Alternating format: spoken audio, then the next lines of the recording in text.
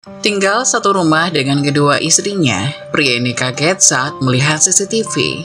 Ternyata istri keduanya lakukan ini. Yang sudah subscribe, semoga rezekinya lancar ya. Malam itu, di ruang tamu yang terang benderang, Dava dan Naura duduk berhadapan-hadapan. Ruangan tersebut dengan dindingnya yang berwarna krem lembut dan perabotan kayu jati yang elegan, memberikan suasana hangat dan tenang. Dava, seorang pria dengan postur tegap dan raut wajah yang teduh, tampak gugup. Di hadapannya Naura, wanita dengan paras cantik dan tatapan mata penuh kasih, menunggu suaminya bicara. "Dava, ada apa? Mengapa wajahmu tampak serius sekali?" tanya Naura dengan lembut, mencoba mencari tahu apa yang mengganggu pikiran suaminya. Dava menarik napas panjang, berusaha mengumpulkan keberanian. "Naura, ada sesuatu yang ingin aku bicarakan denganmu," katanya pelan namun mantap. "Aku bertemu seorang wanita namanya Cynthia.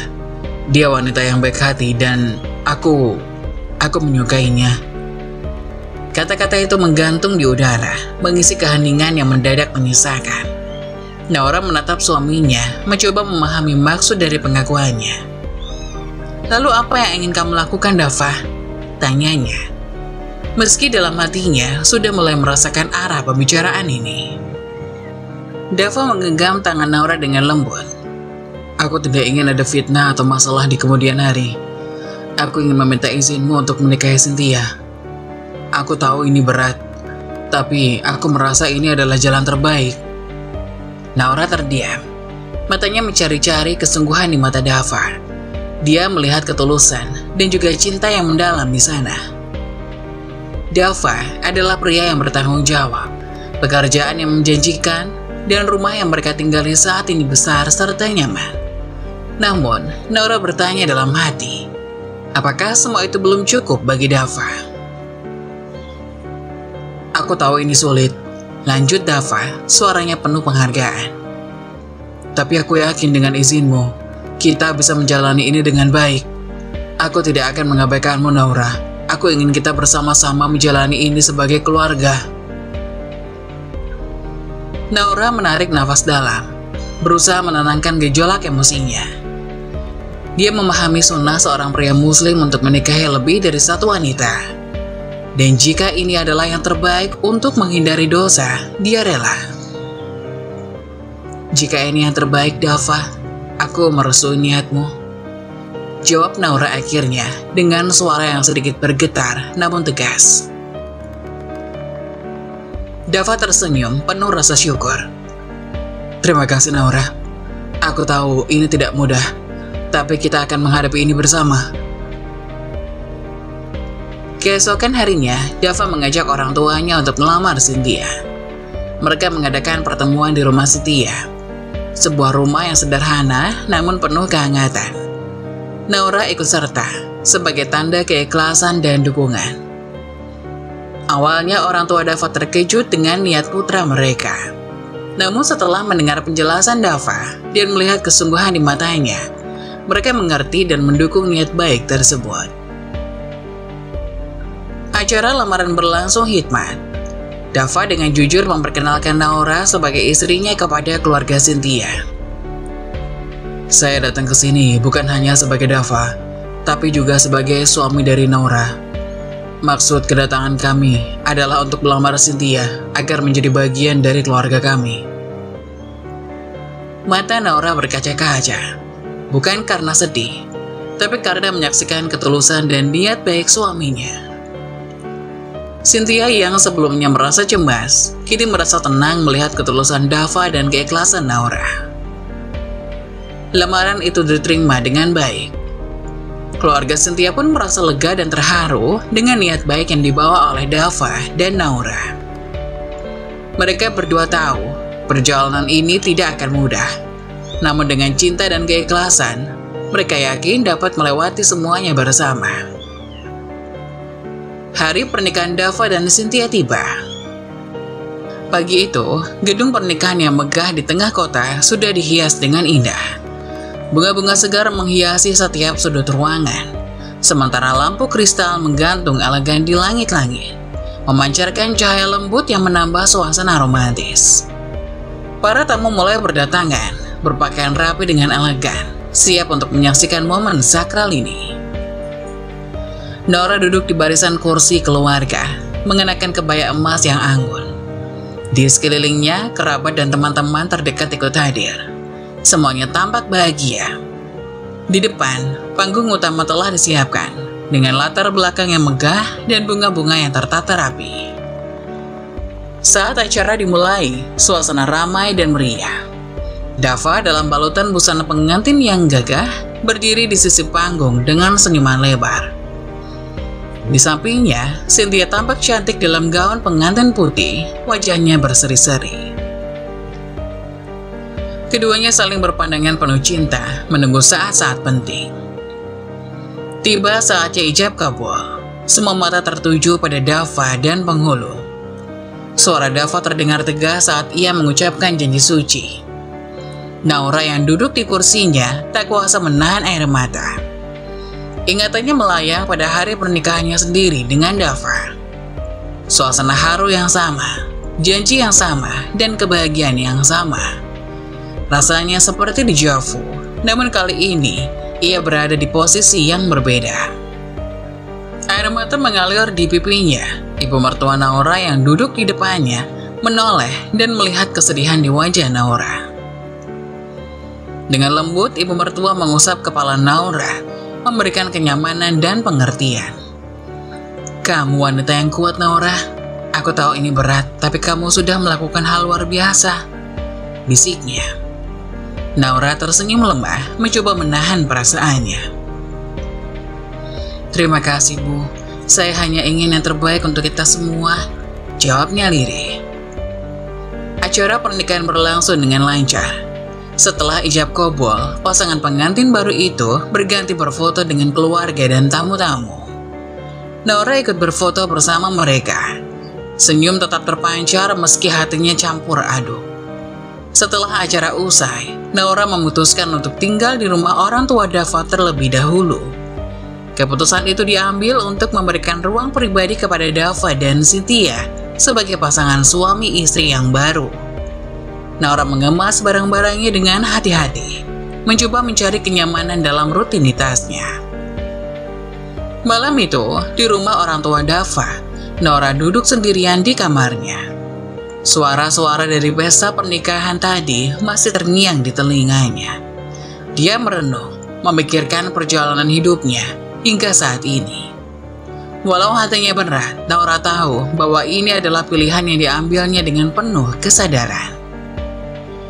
Dia menatap foto pernikahannya dengan Dava yang terpajang di meja samping tempat tidur. Wajah-wajah bahagia mereka di hari itu mengingatkannya bahwa cinta dan pengorbanan adalah dua sisi dari mata uang yang sama. Dengan hati yang lapang, Naura berdoa agar pernikahan Dava dan Cynthia diberkahi dan mereka bisa hidup bahagia bersama. Malam semakin larut, dan Naura akhirnya tertidur dengan perasaan tenang. Dia yakin bahwa meski hidup kadang memberi ujian, kekuatan dan keikhlasan hati akan membantunya melalui semuanya. Sebagai seorang istri yang setia dan seorang wanita yang tangguh, Naura siap menghadapi hari ke depan dengan penuh harapan dan doa. Seminggu telah berlalu sejak Naura tinggal di rumah mertuanya. Pagi itu ia kembali ke rumah yang dibeli dengan uang tabungan bersama Dava, siap untuk melanjutkan hidup dengan kehadiran Cynthia sebagai istri kedua Dava. Langit masih berwarna kelabu ketika Naura membuka pintu rumah dengan hati-hati. Aroma segar embun pagi menyambutnya, dan dia mengambil nafas dalam-dalam, mencoba mengusir kegugupan yang tiba-tiba muncul. Di ruang tamu, Naura melihat Dava dan Cynthia duduk bersama di sofa, berbincang sambil tertawa kecil. Mereka tampak begitu mesra, dan Naura merasakan sedikit kerutan di hatinya. Namun dia cepat-cepat memasang senyum ramah di wajahnya. Dengan lembut dia melangkah mendekat dan mengucap salam. "Assalamualaikum," kata Naura dengan suara lembut namun jelas. Dava yang mendengar suara Naura segera menoleh. Senyum lebar menghiasi wajahnya. "Waalaikumsalam Naura," jawab Dava sambil bangkit dari tempat duduknya. Dengan langkah cepat, dia menghampiri Naura dan mencium keningnya dengan penuh kasih sayang. "Aku merindukanmu," bisiknya. Naura tersenyum, merasa hangat oleh sikap suaminya. "Aku juga merindukanmu, Dava," jawabnya dengan tulus. Namun matanya tidak luput dari perubahan ekspresi di wajah Cynthia. Awalnya Cynthia menyambutnya dengan senyuman ramah. Tapi sekarang, raut wajahnya berubah menjadi murung dan sedikit cemburut. "Selamat pagi, Cynthia," sapa Naura dengan sopan, berusaha tetap bersikap baik, meski merasakan ketidaknyamanan. "Pagi, Kak Naura," jawab Cynthia, berusaha tersenyum kembali, meski terlihat jelas ada ketegangan di matanya. Dava menyadari suasana yang berubah, berusaha mencairkan suasana. "Bagaimana di rumah orang tua aku, Naura? Apakah kamu merasa nyaman di sana?" tanyanya sambil menggandeng tangan Naura dan mengajaknya duduk. Naura mengangguk. "Iya, mereka sangat baik padaku. Aku merasa seperti di rumah sendiri," jawabnya, mencoba menyembunyikan perasaan sedih yang masih tersisa. Hari itu, Naura menghabiskan waktu untuk menata kembali rumah. Ia menyibukkan diri dengan membersihkan setiap sudut rumah, menyusun kembali barang-barang, dan menyiapkan sarapan. Dava dan Cynthia duduk di meja makan, mengobrol ringan. Namun Naura merasa adanya jarak yang tidak bisa dihindari. Selama makan, Dava mencoba membuat suasana lebih akrab. "Cynthia, Naura ini jago masak loh. Kamu harus coba masakannya," katanya dengan antusias. Cynthia tersenyum tipis. "Oh tentu, saya pasti akan mencoba," jawabnya, meski nada suaranya tidak seantusias sebelumnya. Setelah sarapan, Dava mengajak Naura berbincang di taman belakang. Mereka duduk di bangku taman, dikelilingi oleh bunga-bunga yang sedang mekar. "Naura, aku tahu ini tidak mudah untukmu. Terima kasih karena kamu sudah berusaha keras menerima semua ini," kata Dava dengan lembut. Naura menatap suaminya dengan mata berkaca-kaca. "Aku melakukannya karena aku mencintaimu, Dava. Aku ingin kita semua bisa hidup bersama dengan damai," jawabnya. Dava mengangguk, menggenggam tangan Naura dengan erat. "Aku juga mencintaimu, Naura. Aku akan berusaha adil dan membuat kita semua bahagia." Hari itu berlalu dengan berbagai kegiatan rumah tangga dan interaksi yang masih terasa canggung. Naura tetap berusaha menjalani perannya dengan baik. Meski ia tahu jalan di depannya tidak akan mudah. Namun dengan cinta dan keikhlasan, ia yakin bisa melewati semua rintangan ini. Dan di dalam hatinya, ia berdoa agar keluarga baru ini bisa menemukan keseimbangan dan kebahagiaan sejati. Setelah kembalinya Naura ke rumah, Dava merasa perlu menetapkan aturan yang jelas agar kehidupan rumah tangga mereka berjalan harmonis. Dia memutuskan untuk memperlakukan aturan yang adil bagi kedua istrinya, Naura dan Cynthia. Dava menyiapkan 2 kamar, 1 kamar tetap untuk Naura dan dirinya. Sementara kamar lainnya untuk Cynthia yang berjarak 2 ruangan dari kamar Naura. Di ruangan keluarga yang nyaman, dengan sofa empuk dan hiasan dinding yang elegan, Dava mengumpulkan kedua istrinya untuk menjelaskan keputusan ini. Naura duduk dengan tenang, mengenakan gamis sederhana berwarna pastel. Sementara Cynthia di sampingnya, tampak anggun dalam busana yang serupa. "Dengan keputusan ini aku berharap kita semua bisa hidup dengan damai dan adil," kata Dava dengan suara tenang, namun penuh keyakinan. "Aku akan tidur dengan Cynthia selama seminggu, kemudian seminggu berikutnya dengan Naura, begitu seterusnya sampai waktu yang tak terbatas." Naura dan Cynthia saling memandang sejenak, lalu mengangguk tanda setuju. Mereka memahami niat Dava untuk berlaku adil dan menghormati keputusan tersebut. Hari-hari pertama dengan aturan baru ini terasa canggung. Setiap malam, ketika Dava pindah dari satu kamar ke kamar lainnya, ada perasaan yang tak terucapkan antara ketiga orang ini. Namun mereka berusaha keras untuk menyesuaikan diri dan menghormati satu sama lain. Naura, yang sudah terbiasa berbagi hidup dengan Dava, kini harus menerima kehadiran Cynthia dengan hati lapang. Selama 2 bulan, Dava sungguh-sungguh berusaha bersikap adil.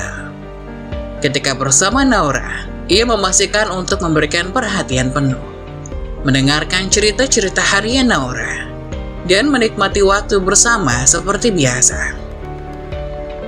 Mereka sering duduk di taman belakang, dikelilingi oleh bunga-bunga yang bermekaran, berbicara tentang berbagai hal dengan penuh kehangatan.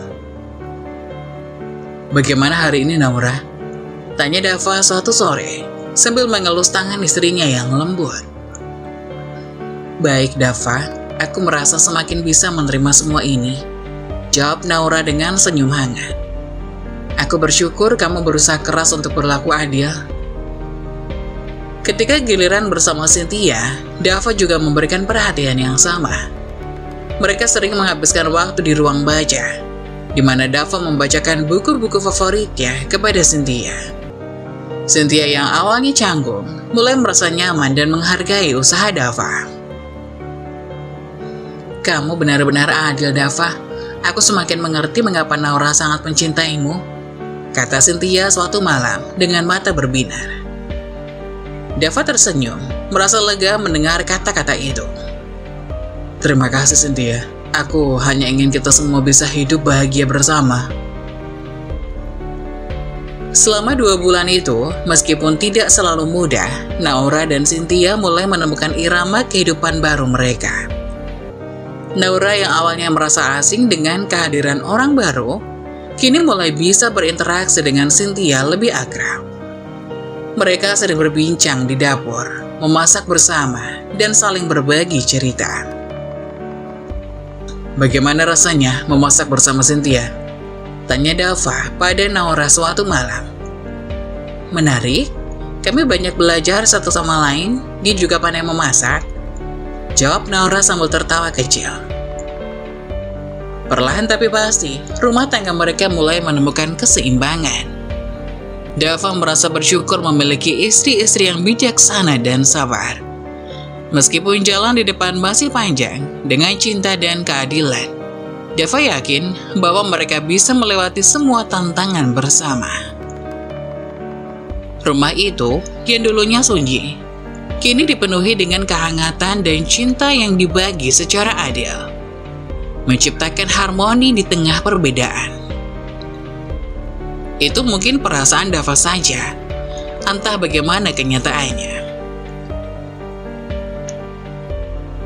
Malam itu, hujan turun deras membasahi kota. Di dalam rumah, Naura duduk di ruang tamu, memandangi jendela yang berkabut. Jam dinding menunjukkan pukul 10 malam, tapi Dava belum juga pulang. Akhir-akhir ini, Dava sering sibuk dengan pekerjaannya. Pulang terlambat, bahkan kadang tidak pulang sama sekali.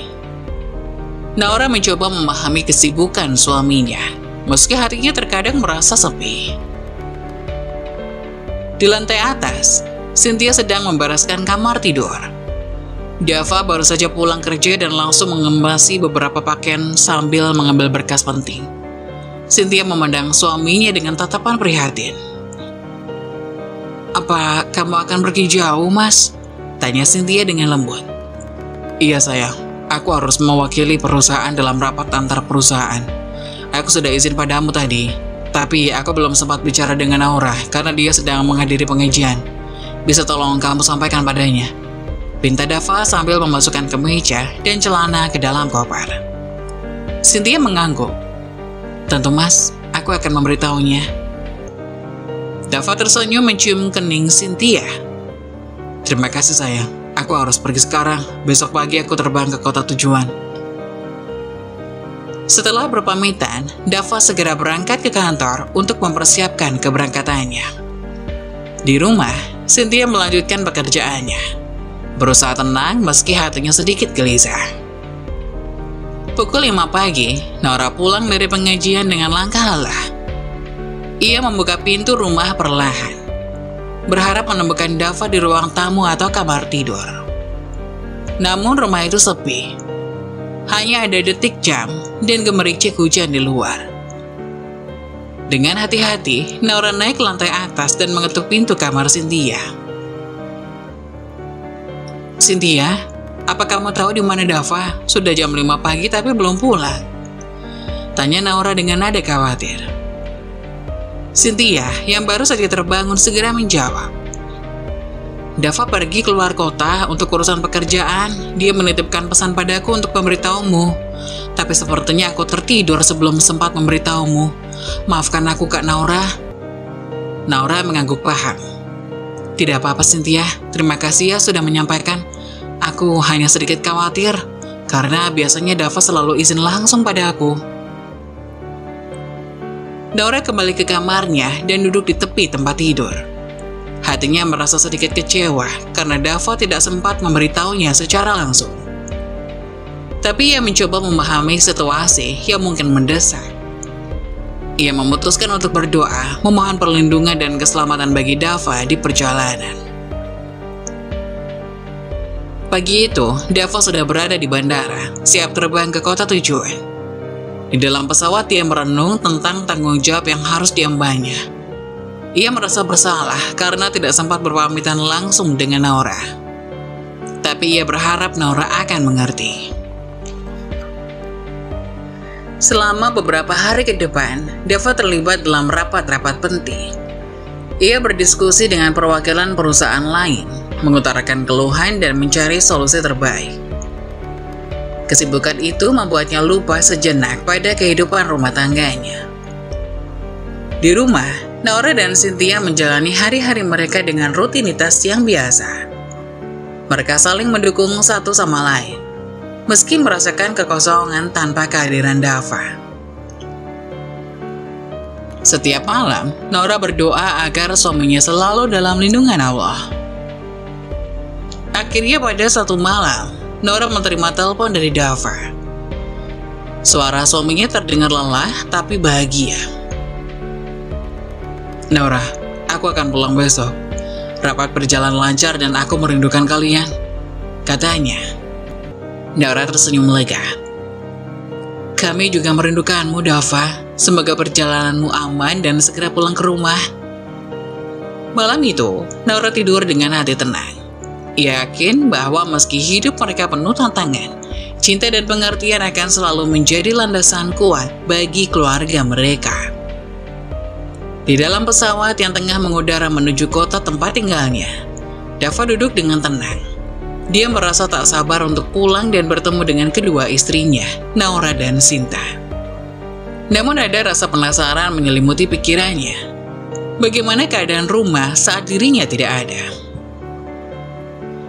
Dengan iseng, Dava membuka aplikasi CCTV di ponselnya dan mulai melihat tayangan langsung dari kamera yang terpasang di rumah. Layar ponselnya menampilkan gambar ruang tamu. Cynthia duduk santai di sofa, meminum teh sambil menonton televisi. Di latar belakang, Nora terlihat sibuk menyapu lantai, kemudian mengepel. Tiba-tiba suara Cynthia terdengar jelas melalui mikrofon CCTV. "Kak Nora, kenapa sih Dava tidak pamit langsung padamu waktu itu? Kamu tidak merasa aneh?" Nora berhenti sejenak, lalu menjawab dengan suara lembut. "Mungkin dia terburu-buru, Cynthia. Aku mencoba memahami situasinya." Cynthia tertawa kecil, lalu menyandarkan tubuhnya lebih nyaman di sofa. "Kamu tahu, sebenarnya Dava malas untuk izin langsung ke kamu. Mungkin dia merasa lebih nyaman bicara padaku. Lagi pula, lihat saja pernikahan kita, begitu megah dan mewah. Dava benar-benar berusaha untukku. Beda sekali dengan pernikahan kalian dulu, yang hanya sekedar akad tanpa resepsi. Sepertinya Dava sudah tidak mencintaimu seperti dulu." Dava merasa jantungnya berdetak kencang mendengar percakapan itu. Ia tidak menyangka Cynthia akan mengatakan hal-hal seperti itu kepada Naura. Dengan perasaan campur aduk, dia terus memperhatikan layar ponselnya. Naura menunduk, lalu melanjutkan pekerjaannya tanpa membalas perkataan Cynthia. Meski Naura tidak menunjukkan ekspresi marah, Dava bisa merasakan kesedihan di balik sikap diamnya. Perjalanan di pesawat terasa sangat lambat bagi Dava. Pikirannya terus-menerus memutar ulang percakapan yang baru saja didengarnya. Ia merasa bersalah dan kecewa pada Cynthia, serta prihatin terhadap perasaan Naura. Setelah beberapa jam, pesawat mendarat dengan selamat. Dava segera keluar dari bandara dan memesan taksi untuk pulang. Dalam perjalanan, ia berusaha menenangkan pikirannya, mencari kata-kata yang tepat untuk menegur Cynthia dan menguatkan hati Naura. Setibanya di rumah, Dava membuka pintu dengan perlahan. Cynthia dan Naura tengah duduk di ruang tamu. Tampak terkejut melihat Dava pulang lebih awal. "Mas Dava, kamu sudah pulang?" tanya Cynthia dengan senyum manis. Dava hanya mengangguk singkat. Ia melangkah mendekati Naura dan mencium keningnya dengan lembut. "Naura, aku rindu padamu," bisiknya. Naura tersenyum tipis, meski matanya menunjukkan kelelahan. "Aku juga rindu padamu, Dava." Kemudian Dava menoleh ke arah Cynthia, matanya penuh ketegasan. "Cynthia, aku perlu bicara denganmu di kamar, sekarang." Cynthia tampak terkejut, namun mengikuti Dava ke kamar tanpa berkata apa-apa.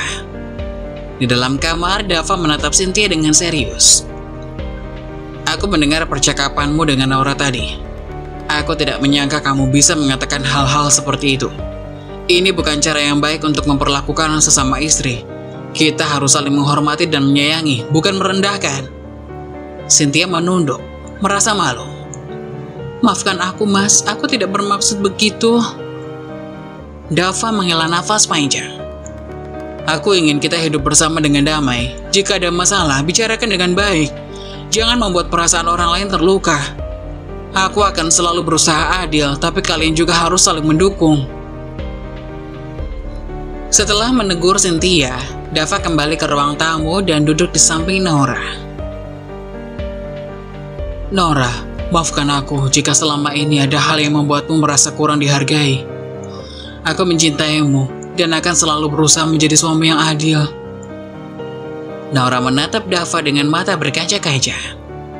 "Aku tahu, Dava, aku percaya padamu."